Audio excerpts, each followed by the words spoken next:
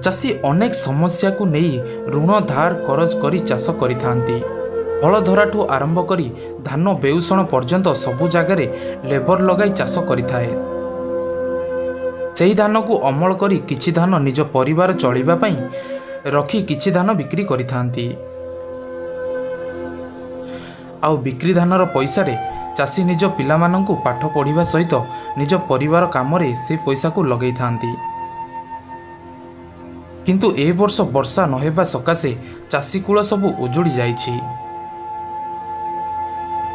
आमे कहूँ ढेंकानाल जिला कंकड़ाहाड़ ब्लॉक मकुआकाटिणी पंचायत पत्थरकटा ग्रामर स्थानीय बासिंदा कथा।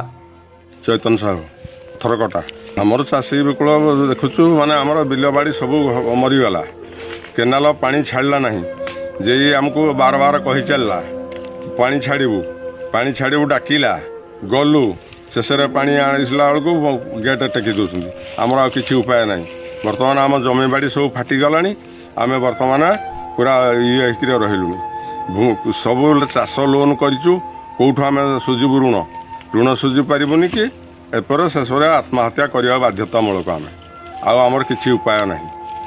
अलेख पात्र घर पत्थरकटा अभियोग एमती 2-3 वर्ष है चाष कर धान किसी मिलूनी मरी जाऊँगी सब जनईलु से शुणुना पानी दबु आस आठ गला बेलू आड़ी बंध पकेबे आम चाषी भितर कली द्वंद ठेंगा बाड़ी उठा उठी चाषी से आम भाई भाई भितर हणाकटा होगी मरबू कि तेणु केनाल को बहुत चेष्टा कलु पानी होनी धान मलानी।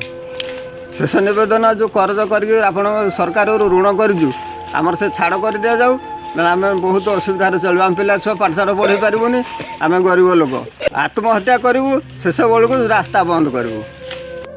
मो ना जुगल प्रधान घर बीराशाल मुत्रीबंध पानी असुविधा जुगे केनाल जेहेतु अच्छी पानी पहुँचुनी चाष करुचु किंतु चाषरे भी किछि आमे अमल करिपारुनु लास्ट रे हाथ मुंडरे हाथ देकी बसचु आ कौन करू। सरकार को आम एति आम कहवाक जीवु जे आम ऋण करज करूँ सेटा छाड़ करा जाऊ